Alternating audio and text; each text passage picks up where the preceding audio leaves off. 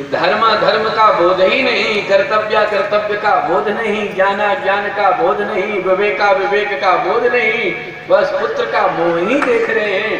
ऐसे लोगों को समाज कहता धृतराष्ट्र है भैया, अब इनको कौन समझाए।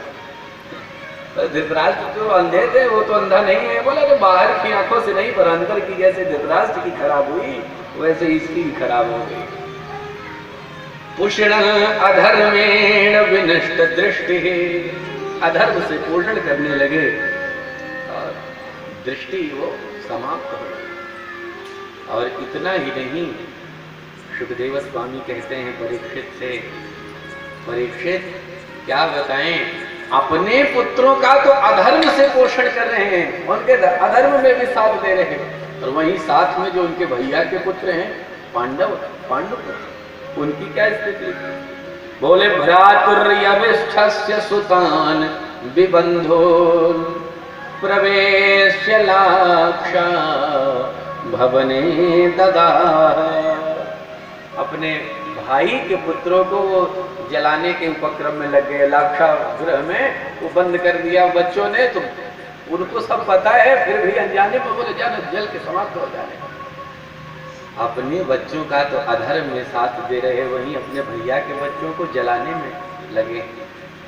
इसलिए कहा कि ये तो विनष्ट दृष्टि ही, पूरी तरह से आंखें एकदम समाप्त हो गई है महाराज धृतराज की। एक दिन की बात, सभा में बैठे थे और पांडवों की चर्चा हो रही थी कि भाई क्या किया जाए पांडवों को। पांडव कह रहे हैं कि हमें हमारा अधिकार दो, नहीं हमें राज्य दे सकते हो कोई बात नहीं, हमें 5 गांव ही दे दे तब भी हमें संतुष्टि है। तो क्या किया जाए, पांडवों को कुछ दिया जाए अथवा न दिया जाए। तो चर्चा चली रही थी, उसी में विदुर जी थे, वो बोल पड़े महाराज बुरा मत मानिएगा, मैं कुछ कहना चाहता हूँ। विदुर कौन है? यद्यपि दासी पुत्र हैं, परंतु धृतराष्ट्र के अनुज भी हैं, भाई हैं धृतराष्ट्र। तो विदुर कहते हैं भैया आप मेरे बड़े भाई हो, आप मुझसे ज्येष्ठ हो, श्रेष्ठ हो, महाराज हो, मैं आपको कुछ नीति समझाना चाहता हूँ, मैं आपको कुछ उपदेश करना चाहता हूँ, यदि आपका आदेश हो तो मैं अपने मन की बात कहना चाहता हूँ। धर्म धर्म का बोध ही नहीं, कर्तव्य कर्तव्य का बोध नहीं, ज्ञान ज्ञान का बोध नहीं, विवेका विवेक का बोध नहीं, बस पुत्र का मोह ही देख रहे हैं। ऐसे लोगों को समाज कहता धृतराष्ट्र है भैया, अब इनको कौन समझाए। धृतराष्ट्र तो अंधे थे, वो तो अंधा नहीं है। बोला तो बाहर की आंखों से नहीं, पर अंदर की जैसे धृतराष्ट्र की खराब हुई वैसे इसकी भी खराब हो गई। पुष्ण अधर्मेण विनष्ट दृष्टि, अधर्म से पोषण करने लगे और दृष्टि वो समाप्त हो गई। और इतना ही नहीं, सुखदेव स्वामी कहते हैं परीक्षित से, परीक्षित क्या बताएं, अपने पुत्रों का तो अधर्म से पोषण कर रहे हैं, उनके अधर्म में भी साथ दे रहे हैं, और वहीं साथ में जो उनके भैया के पुत्र हैं पांडव पुत्र, उनकी क्या स्थिति। बोले भ्रातुर्यविष्ठस्य सुतान विबंधो प्रवेश्य लाक्षा भवने ददाह। अपने भाई के पुत्रों को जलाने के उपक्रम में लग गए, लाक्षा गृह में वो बंद कर दिया बच्चों ने। तो उनको सब पता है, फिर भी अनजाने में बोले जाना जल के समाप्त हो जाने। अपने बच्चों का तो अधर्म में साथ दे रहे, वहीं अपने भैया के बच्चों को जलाने में लगे। इसलिए कहा कि ये तो विनष्ट दृष्टि ही, पूरी तरह से आंखें एकदम समाप्त हो गई है महाराज धृतराज की। एक दिन की बात, सभा में बैठे थे और पांडवों की चर्चा हो रही थी कि भाई क्या किया जाए पांडवों को। पांडव कह रहे हैं कि हमें हमारा अधिकार दो, नहीं हमें राज्य दे सकते हो कोई बात नहीं, हमें 5 गांव ही दे दे तब भी हमें संतुष्टि है।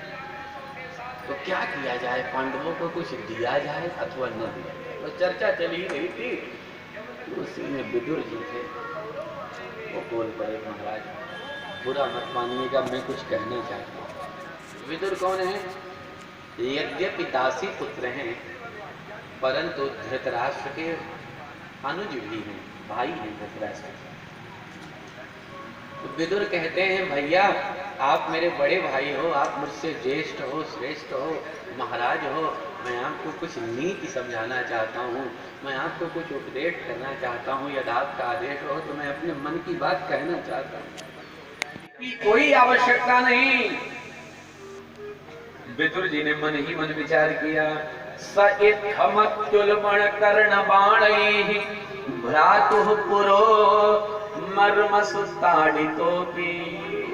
अरे हमारे भैया के सामने हमको उल्टी पुल्टी बातें कर रहा है, हमें ताड़ना दे रहा है, मर्म ऐसी ऐसी बातें कर रहा है कि अंतःकरण को पीड़ा पहुंच रही। मर्म सुताड़ित, और हमारे भैया यहीं बैठे हैं, इसके पिता हैं, हमारे भैया हैं, महाराज हैं धृतराष्ट्र, पर साहस इनका नहीं बन पा रहा कि यह कुछ बोलें। ओहो, इसका तात्पर्य है कि मैं ही निरर्थक यहाँ मूर्खों में अपना उपदेश कर रहा था। क्या किया विदुर जी ने? स्वयं धनुर्द्वारी, हाथ में तो धनुष बाण लिए थे, उस दरवाजे पर वहीं रख दिए विदुर जी। स्वयं धनुर्द्वारि निधाय मायां गतव्यथो यादुरुमानयानः। वहीं पर रख दिया धनुष बाण, और धनुष बाण रखकर सभा को प्रणाम किए, सभापति को प्रणाम किए, धृतराष्ट्र महाराज को प्रणाम करके विदुर कहते हैं बस अब मेरे को